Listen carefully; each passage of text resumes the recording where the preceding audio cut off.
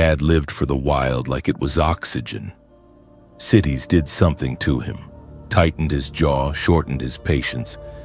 But out here, under open sky and tall pines, he moved differently. Lighter, quieter. I was 16, and after years of trips like this, that love for the outdoors had rubbed off on me. We didn't camp to escape life. We came to grab it by the raw edges.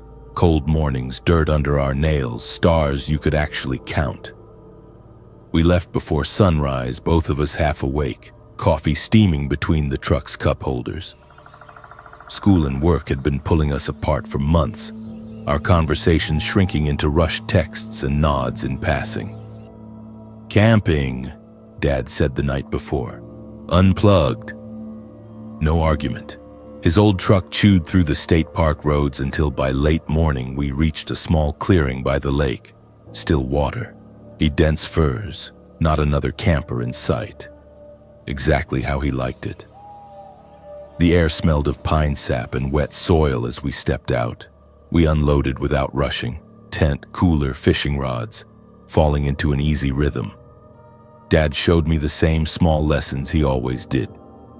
Knots that held, wood stacked to catch quick, feet placed carefully so the land stayed undisturbed. When I drove a stake in crooked, he fixed it with a steady hand and a quiet chuckle. By noon, the fire burned low and clean. We sat on smooth stones by the lake, boots off, coffee in dented mugs. I pulled out my phone, not to scroll, just to take a few photos. Dad standing by the water, the fire behind him, the lake catching the sky like glass. He pretended to protest, then stood still anyway. Later, he handed me the phone and asked me to record a short video, the fire crackling, water lapping, him saying, "This is how it's supposed to sound." I didn't know then how much I'd need that clip. Fishing came next. He baited my hook, showed me the wrist snap to cast clean. "Wait for the tug," he said, "you'll feel it." When the line jerked, my heart jumped. A small perch fought hard, silver flashing. Dad yelled like I'd won something big, slapping my palm. We filmed the moment, laughing, hands smelling like fish and lake water. We cooked over coals and ate straight from foil. The afternoon drifted by. Cards on a cooler lid, skipped stones, old stories I never got tired of hearing. As the sun dropped and the lake darkened, we packed away the phone for good. Twilight wrapped the clearing in gold and shadow. Bone-tired, content, it felt solid, safe. I didn't know then how thin that feeling was. Full from fish and beans, we let the fire die to glowing coals, embers popping like distant fireflies. Sun had vanished completely now, leaving the lake a black mirror under a sky pricked with early stars. Dad stretched out on a log, hands behind his head, breathing deep. "Best day in months," he said, voice low and content. I nodded, poking at the ashes with a stick, the day's ache settling warm in my muscles. No city buzz, no notifications, just the water's soft slosh and crickets starting their chorus. Perfect cap to everything. We crawled into the tent around 9 p.m., zipper loud in the quiet. Single tent, 2 sleeping bags side by side like always. His idea kept things cozy. I grabbed my phone, first habit, no bars as expected, but scrolled anyway for old memes, battery at half. Dad did the same with his, chuckling at some work group chat. "Look at this idiot," he muttered, tilting the screen. Laughter faded easy into yawns. Outside, wind sighed through pines, branches creaking faint like old bones shifting. I killed my screen, darkness swallowing the glow, and zipped my bag snug. Sleep tugged, but not quite. Then Dad stirred. "Gonna check the cooler by the lake, make sure raccoons don't raid it." Routine stuff. He unzipped quiet, flashlight beam cutting a yellow slash as he stepped out. 2 minutes, he whispered. Tent flap fell shut. Alone now, I lay there, phone back in hand, thumbing through photos of the day's perch haul. Silence pressed in, thicker without his breathing. Lake murmured steady. Minutes stretched, 5, maybe 10. Where was he? A crack split the night, sharp, deafening like thunder trapped in a bottle. Gunshot. My heart slammed ribs, phone slipping to my chest. Not fireworks, not a branch snap. This was deliberate metal-on-metal violence echoing off water. Dad? Poachers? My mouth dried instant, ears straining every shadow. Footsteps crunched gravel outside. Dad's rushing back. "You hear that?" he hissed, diving in, zipping frantic, his face pale in the faint phone glow, eyes wide. Too damn close. We huddled close, breaths sinking fast, waiting for echoes to die. Just us now against whatever lurked. We sat frozen in the tent's dim glow, my phone the only light now, casting jittery shadows on the nylon walls. Dad's breath came quick beside me, his shoulder pressed to mine, solid but trembling just enough to notice. That shot still rang in my ears, a brutal afterimage, too real to be anything but a gun. "What the hell was that?" I whispered, my voice cracking thinner than I meant. He shook his head slow, eyes locked on the tent flap like it might rip open. "Hunters maybe, or some idiots with fireworks. But out here, too late for that noise." Minutes dragged, heavy as wet boots. No second shot, no voices. Just crickets resuming their drone and the lake slapping pebbles like nothing happened. My pulse hammered throat, each thump loud in the hush. Dad shifted, hands slipping to his pack. Could be folks camping nearby we didn't see. Stray bullet, drunk mistake. His words aimed calm, but doubt edged them, logical grabs at air.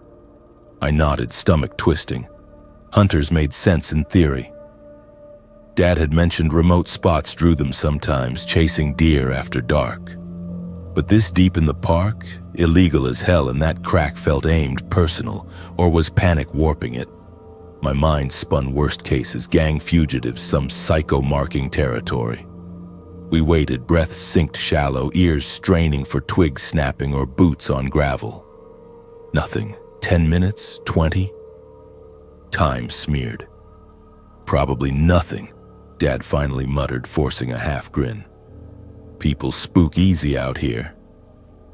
But he didn't unzip, neither did I. Phone screen dimmed to saver mode, battery icon mocking at 42%. No signal blinked cruel, no calling out, no help. I pictured the lake black and endless, hiding who knows what in the trees. The air inside grew stuffy, sweat prickling my neck despite the chill. Safe felt like a lie now. Whatever fired that gun knew silence better than we did. That pause stretched endless, fear rooting us deep. Until the light came, we sat frozen in the tent's dim glow, my phone the only light now, casting jittery shadows on the nylon walls. Dad's breath came quick beside me, his shoulder pressed to mine, solid but trembling just enough to notice. That shot still rang in my ears, a brutal afterimage too real to be anything but a gun. "What the hell was that?" I whispered, voice cracking thinner than I meant. He shook his head slow, eyes locked on the tent flap like it might rip open. "Hunters maybe, or some idiots with fireworks. But out here, too late for that noise." Minutes dragged, heavy as wet boots. No second shot, no voices, just crickets resuming their drone and the lake slapping pebbles like nothing happened. My pulse hammered throat, each thump loud in the hush. Dad shifted, hands slipping to his pack. Could be folks camping nearby we didn't see. Stray bullet, drunk mistake. His words aimed calm, but doubt edged them, logical grabs at air. I nodded, stomach twisting. Hunters made sense in theory. Dad had mentioned remote spots drew them sometimes, chasing deer after dark. But this deep in the park? Illegal as hell, and that crack felt aimed, personal. Or was panic warping it? My mind spun worst cases, gang, fugitives, some psycho marking territory. We waited, breaths synced shallow, ears straining for twigs snapping or boots on gravel. Nothing. 10 minutes? 20? Time smeared. "Probably nothing," Dad finally muttered, forcing a half grin. People spook easy out here. But he didn't unzip, neither did I. Phone screen dimmed to saver mode, battery icon mocking at 42%. No signal blinked cruel, no calling out, no help. I pictured the lake black and endless, hiding who knows what in the trees. The air inside grew stuffy, yin sweat prickling my neck despite the chill. Safe felt like a lie now. Whatever fired that gun knew silence better than we did. That pause stretched endless, fear rooting us deep, until the light came. Silence broke sharp. A red laser beam lanced through the tent wall, thin and steady, crawling over my sleeping bag, then freezing on my chest. Ice flooded my veins. This wasn't chance. Someone outside aimed it right at us, deliberate testing. Dad's breath hitched beside me, his grip iron on my arm. "Freeze," he mouthed. The beam held 5 long seconds before snapping off, plunging us back into ink-black dark, hearts jackhammering. We didn't dare twitch. "Scope sight," Dad whispered, voice a rasp. "Hunter? Ranger? Worse?" No sense in it, but the violation burned. They know we're here. Sweat glued my shirt cold. Tent walls felt like tissue paper. In claustrophobia tightened its chokehold, every rustle outside amplified tenfold. Gravel crunched then, not one person but boots. Several sets circling slow, twigs snapping closer. They were right outside. Footsteps grew around the tent, 3 or 4 sets of boots on gravel, moving slow, getting closer step by step. Twigs snapped near the flap, so close I felt the tent shake. My chest tightened. Dad's hand gripped my arm hard, his other holding my sleeve. We didn't breathe, didn't move, just pure fear sitting heavy in my gut, skin crawling like they could sense us inside. They stopped right at the door. Quiet, then a shuffle. Boots on dirt, someone bending low maybe. Zipper pull, breath on the wall. Thoughts raced, hunters mad at us, angry locals or worse. My heart pounded loud, throat dry as dust. Dad reached slow into his bag. He pulled out his revolver, the one he brought but never talked about. A boot bumped the tent. Another went behind. Dad yelled suddenly, "I know you're out there!" His voice broke rough, angry to push back the fear. "What do you want? Get back. I've got a gun and it's ready." The steps froze. No yells from them, just silence. The gun hammer clicked loud. My phone shook in my hand. No signal. But its light showed his tight face, gun on the flap. 1 second, 2. Then the footsteps pulled back slow at first, moving away from the tent together in one direction. Gravel shifted steady, branches rustling faint as they went. We sat still, Dad's gun straight, my heart racing wild. They faded into quiet. From his yell? Or something else? We barely slept after that, backs rigid against the tent wall, Dad's revolver heavy in his lap. Every pine sigh, in every wave slap jolted us alert, waiting for footsteps to return, lights to stab again.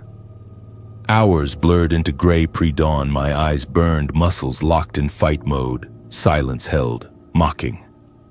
"Sun up, we pack," Dad whispered at first light, voice gravel from no rest, no debate. Gun stayed close. Sky paled slow, mist curling off the lake like smoke. We unzipped cautious. World outside unchanged, fire pit cold ash, gear scattered innocent. But my eyes caught it on the path to the truck. Dark smears on gravel streaked like something dragged heavy. Blood. Fresh enough to gleam wet, leading into brush before vanishing. Stomach lurched. I froze, pointing wordless. Dad crouched, touched a spot, sticky metallic scent hitting us. "Animal, probably," he muttered, face ashen. "Deer. Or no." We didn't follow the trail. Everything shoved into the truck, frantic. Tent wadded half folded, cooler slamming shut, rods rattling loose. Engine roared alive. Tires spat gravel as we peeled out, lake shrinking in the mirror. Dad gripped wheel white-knuckled, radio scanning static for signal. "Rangers first, then cops," he said, jaw set. My mind looped the night, shot, beam, steps. Hunters pissed at our spot. Locals scaring city boys. Blood argued worse. Fight, attack. Closest station sat 30 miles out, a squat brick building reeking coffee and paper. Sheriff listened stone-faced as we spilled it, gunshot rattling ribs, laser pinning us, boots circling silent, Dad's yells scattering the morning blood. "Illegal hunting up there sometimes," he drawled, jotting slow. "Kids with guns, too. We'll check it." No promises, no search that day. And that night haunts still. Bond with Dad turned survival glue, nature's peace poisoned. Whatever those shadows wanted, we interrupted. Blood proves they paid somehow. I never camp lakeside now. Some wild stays wild for reason.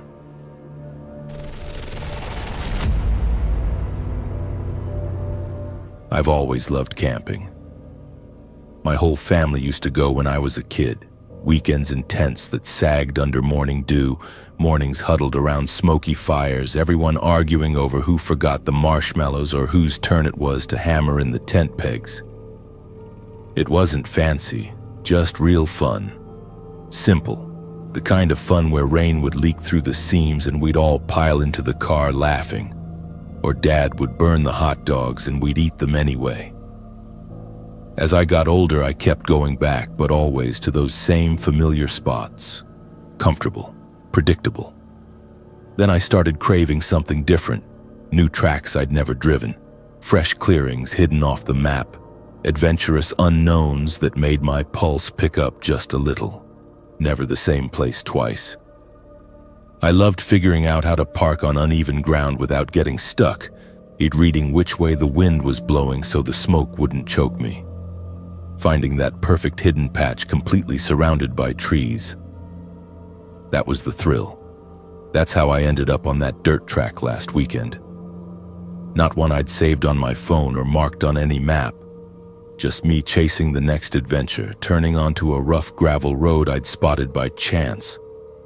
The trees thickened around me, then suddenly opened up into a small clearing. Flat ground, dense tree lines circling it like a natural wall. Faint creak sound in the distance. I thought, yep, this will do. And I set up camp, like I always did. I parked my Subaru at the edge of the clearing, tires crunching over loose gravel. First things first, safety check. I killed the engine and sat there with the windows down, listening for a full minute. No distant voices chatting around a fire. No music thumping from a car stereo. No dogs barking or kids laughing. Just the soft rustle of wind through eucalyptus leaves and the faint, steady bubble of a creek somewhere behind the trees. Promising. I stepped out, boots hitting the cool dirt, and walked a slow circle around the entire clearing, maybe 50 feet across at most. Eyes locked on the tree line, scanning for any breaks that might mean a path or another campsite nearby. Dense scrub, tall trunks leaning slightly, no obvious trails. Crouched low near the ground, I checked for prints in the soft dirt. Scattered possum scratches, a few rabbit hops, nothing human-sized or fresh. No old fire rings with charred logs, no crumpled beer cans or fast food wrappers, no initials carved into bark like idiots leave behind. And the ground was flat and dry, no hidden mud pits or animal burrows that could collapse under the tent. I even sniffed the air. No rotting food smells, no lingering campfire smoke from other sites. The creek sounded clean, not stagnant or choked with debris, safe enough for one night. Satisfied, I popped the trunk and let routine take over. My lightweight two-person tent went up first, stakes hammered firm into the dry soil with 3 solid hits each, rainfly stretched tight against any surprise wind. Guy lines angled properly to hold. Sleeping bag unrolled smooth inside, therma rest pad inflated with 10 quick breaths. Camp chair unfolded near a natural dirt scrape I'd use for the fire. Cooking gear organized on a flat rock. MSR pocket rocket stove, small fuel canister, single titanium pot, and food hung in a stuff sack from a sturdy branch 15 feet up. Bear country habits die hard, even out here. Fire came next. I collected dry twigs and branches only from within 20 feet. No cutting live wood, no stripping bark. Scraped a 6-inch deep fire pit away from dry grass, ringed it with fist-sized rocks for containment. Matches sparked first try. Tinder caught quick with a satisfying crackle. Small controlled flames licked up through the kindling as I boiled water for tea and heated instant noodles with a packet of dehydrated veggies. Sat back in the camp chair, plastic fork in one hand, steaming mug balanced on my knee. The wind felt cool against my face, carrying that sharp eucalyptus tang mixed with the earthy smoke from the fire.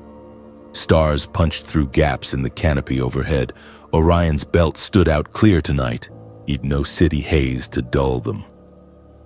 I scrolled through my phone for signal. One flickering bar. Sister's text glowed. "You there?" Text back. I snapped a quick pic of the clearing, the tent glowing warm from my headlamp inside, fire casting dancing shadows, tree line black beyond, and sent it with, "Here. Talk tomorrow." Signal held just long enough for delivery. Perfect night. I even put on an old Lumineers album at low volume, just enough to fill the quiet without spooking wildlife. Time slipped away easy at first. The album looped twice. Fire had burned down to a soft orange glow. Tea gone lukewarm in my mug. Sky was fully dark now. Stars sharper without light pollution. That's when it started. The pricking sensation at the base of my skull, like fingers tracing my spine. Someone's watching me, not the wind rustling leaves. I'm not an animal foraging. Human eyes on my back. I froze mid-sip, mug halfway to my mouth, turned slow, a full 180-degree sweep across the tree line with my headlamp. Shadows shifted gently with passing clouds, branches swayed in the breeze. Nothing else. No eye shine from deer, no silhouettes against the stars, no flashlight glints bouncing off trunks.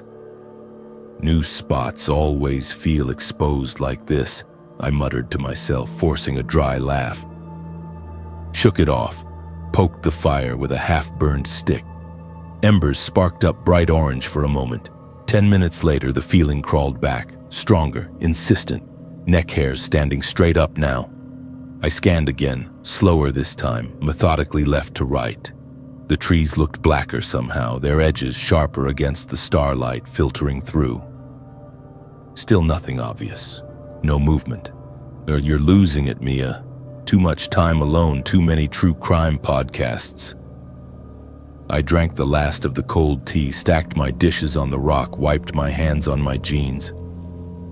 15 more minutes dragged by. Fire down to faint coals, barely visible. Darkness pressed thick against the edges of the clearing, swallowing everything beyond 20 feet. Last safety check. No sense attracting curious animals or late-night wanderers with a glowing beacon. I kicked a thick layer of dirt over the coals, poured half my water bottle on top. Steam hissed angry as the last embers died, thin smoke curling up final. Total blackout now. I zipped into the tent, securing the nylon door flap with the plastic toggle lock. Headlamp switched to dim red night vision mode to preserve what was left of my vision. Inside felt stuffy but secure, nylon walls glowing faint red from the lamp. Phone battery at 78%. Checked signal again, one flickering bar, barely enough for texts. Sister's reply glowed. "Sleep safe, XX."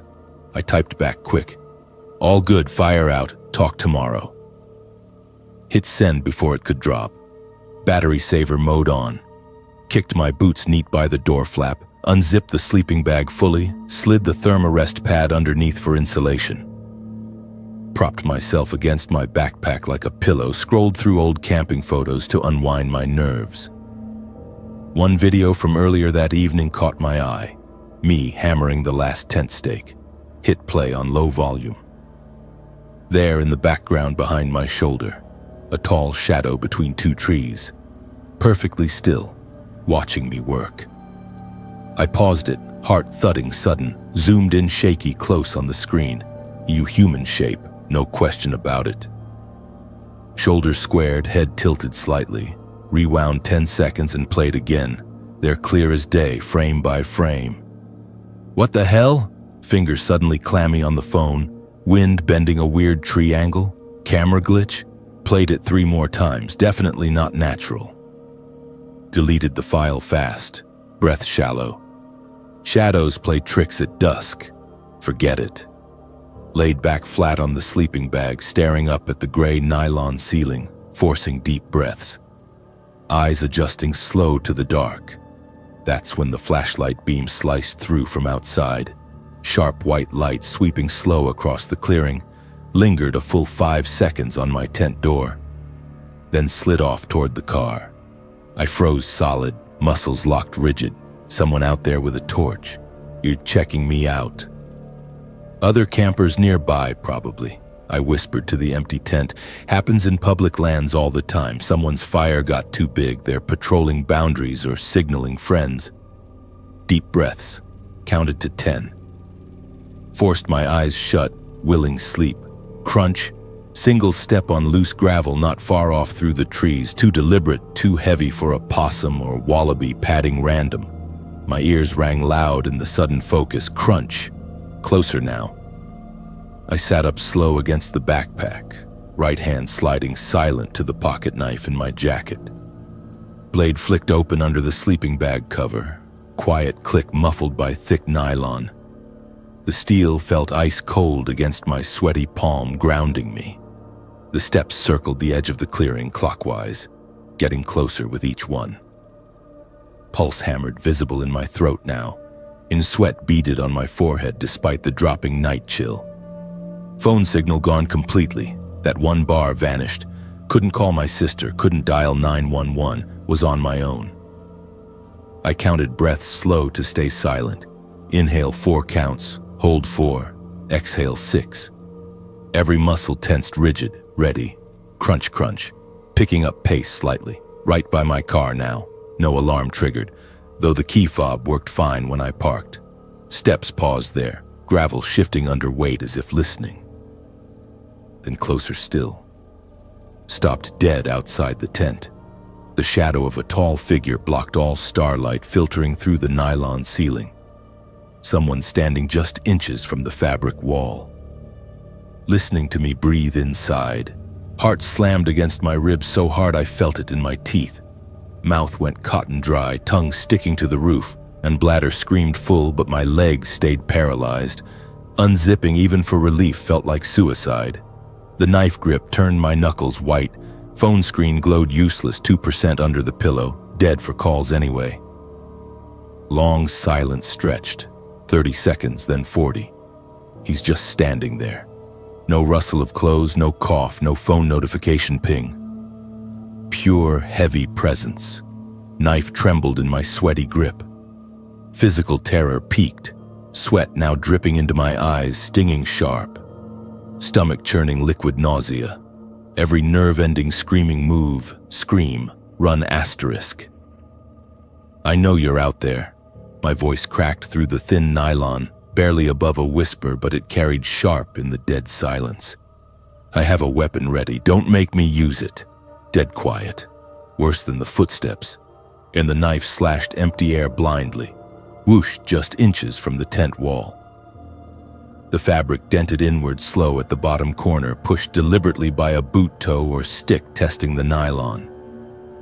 My heart stopped breathing for a beat. Nothing pushed back. Crunch. Single step, not forward, backward. Then another crunch, crunch, deliberate retreat, slowly moving away. Casual footsteps fading toward the tree line. Gravel sounds spaced wider apart. Leaves rustled under careful steps. He just walked off. False relief crashed through me like ice water. The adrenaline dump left me shaking violent. Teeth chattering uncontrollable. Arms numb with pins and needles. Muscles screamed from hours of rigid tension, shoulders knotted rock hard, neck stiff as a board, and the clearing muscles screamed from hours of rigid tension. Shoulders knotted rock hard, neck stiff as a board, bladder a torture I couldn't relieve.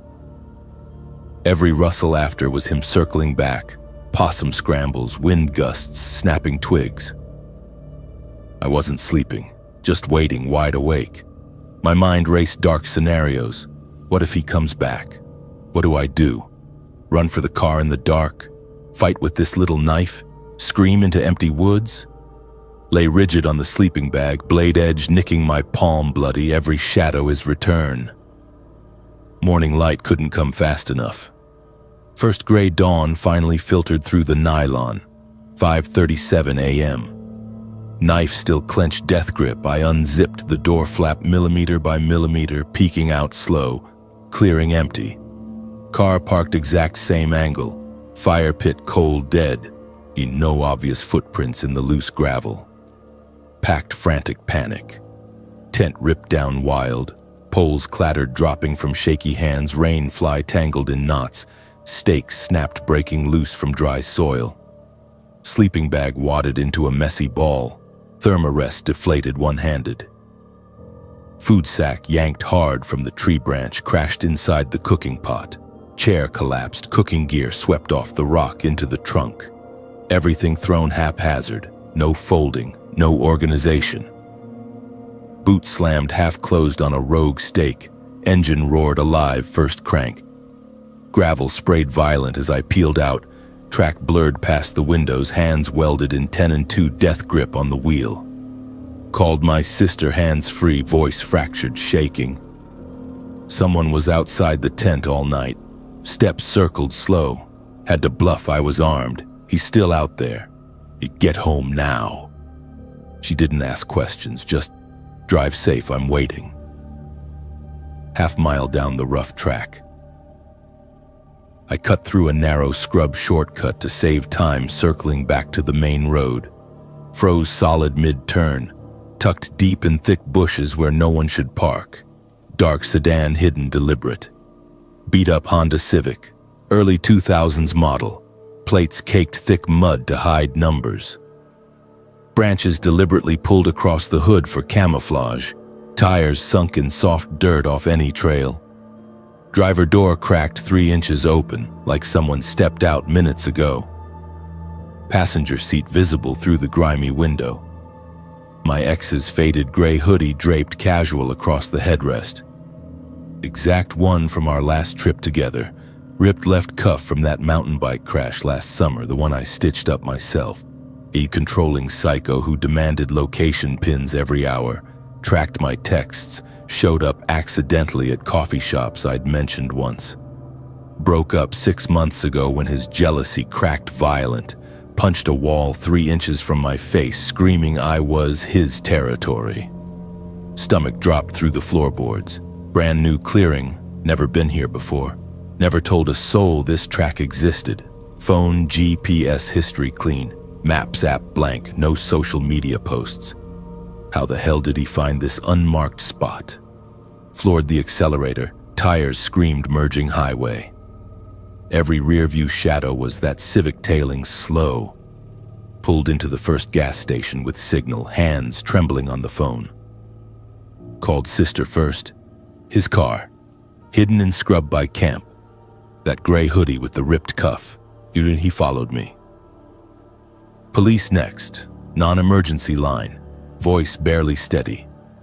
Met 2 officers at my apartment by 2 p.m. full statement at the kitchen table. Unmarked dirt track coordinates, circling gravel steps from midnight to 3 a.m., armed bluff when he pressed against tent fabric. Hidden Civic half-mile out with recognizable hoodie proof. Prior restraining order history from last year's blocked calls and coincidental coffee shop visits. They nodded serious, radioed plates through dispatch. Classic stalker pattern, the lead officer said, scribbling notes. Tests boundaries, stands close to intimidate, retreats when confronted directly. Will drive the site, pull any traffic cams. They found tire tracks matching his registered Civic at exact clearing coordinates. Same tread pattern, same wheelbase. The hoodie bagged as evidence when they recovered the abandoned car 2 days later. But plates were stolen, temporary tags. No arrest. "He's gone underground now, you clocked him," they said. Filed for upgraded restraining order, installed ring cameras front and back, changed my phone number twice. Sister crashed on my couch 5 nights straight. Triple locked doors, hall lights blazing 24/7, motion sensor floodlights wired overnight. Slept 16 hours first night, woke screaming from nightmares of nylon scraping inward slow. They never caught him. No further sightings, no arrests. "Stalkers like this back off when the target fights back," police assured me. But every gravel driveway crunch now echoes those deliberate steps circling slow. Every parked sedan shadow 50 yards back has the driver door cracked just so. Your gray hoodie folded neat on the passenger seat. Never camped alone again. Some adventures hunt you home. The clearing stays unmarked on my maps forever.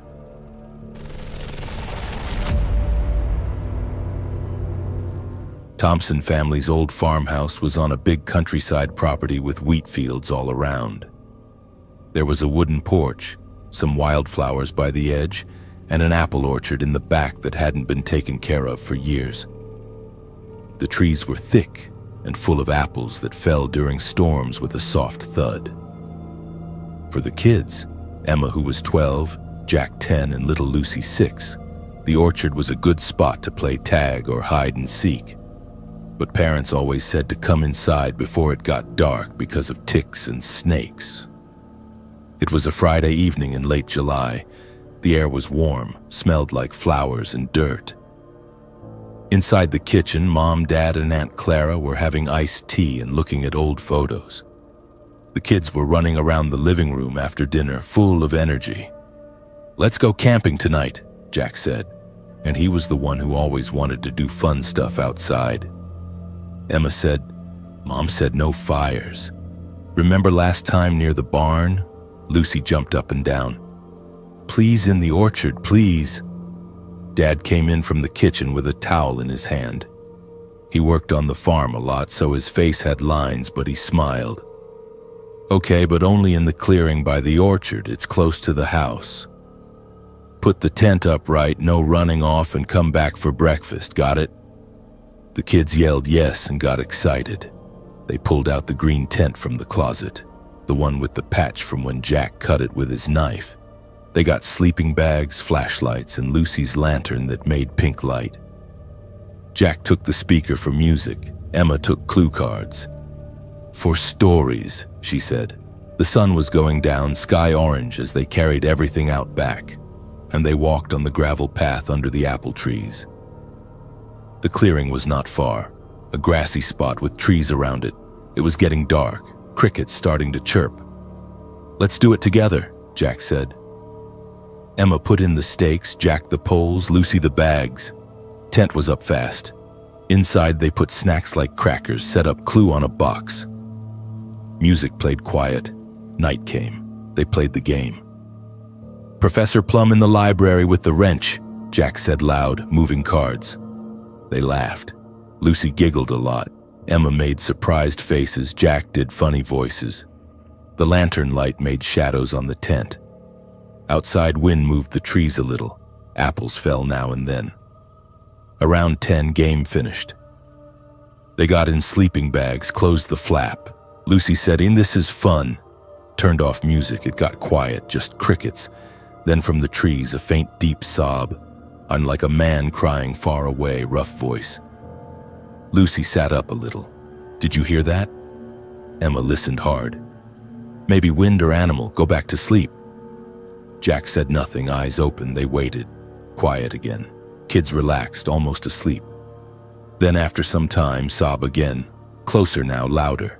Man's voice, like throat full of gravel. Coming from left side, Emma whispered, "That's not animal." Jack turned on lantern slow. Pink light filled tent. "Shh, maybe someone heard on road." Lucy held her bear tight. Sob went quiet few minutes. They sat still, listening, hearts beating fast but thinking maybe okay. Suddenly, loud sob, very close, like right by trees. Then whole tent shook hard. Something big pulling stakes, shaking poles. Ground vibrated. Rough breathing outside, sniffing loud. "Run!" Jack yelled. They grabbed lantern, ripped flap open. He fell out running.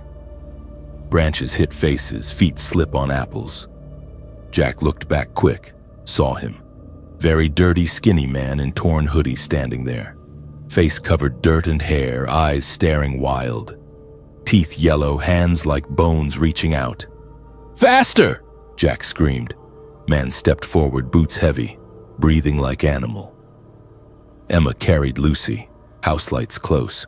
They banged door open, fell inside, locked it. Breathing hard on floor. Mom and Dad ran in. "What happened?" They all talked fast. "Man crying, first far, then close, shook tent hard," Lucy cried. "Dirty, skinny guy in hoodie, saw him," Emma said. "Sound heard at first, then loud, shaking everything." Jack said, "He was right there, reaching." Dad took flashlight and gun. "Stay here, locked door." Mom held kids. From window, Dad walked to orchard. Looked everywhere slow, around tent, and inside trees. Shined light far. Yelled, "Hey, anyone there?" Nothing. Just their footprints, messy. Came back. "No one," he said. "Tent empty, only your marks. Probably animal sound, they trick you at night, it's okay." Kids said no, it was real, man. Dad said, "No playing after dark anymore. Orchard closed, inside before sundown. No going out at night." Next day, Dad took down tent. Saw dirt hand marks on fabric, stakes pulled out, footprints deep in grass to bushes, then gone. "Animals," he said, but checked locks extra. After that, no playing outside after dark. They stayed in, no orchard, put away clue. But some nights heard crying far on wind. Parents said wind or house noise. One evening, Jack looked quick. Dirty hoodie man stood at tree edge far away, watching house slow. Dad called police. They checked next day. No one around. And people pass farms sometimes, they said. Rainy nights, sometimes knock sound in walls. Breathing feel close inside house. They kept rules strict, no dark outside. Man seen at edge now and then. Always inside before dark. 1,048 words. Horror gradual, faint sob, ignore. Closer sob, worry. Loud sob plus tent shake, panic. Jack sees dirty skinny hoodie man. Removed window shadow seen after rule. Natural family talk.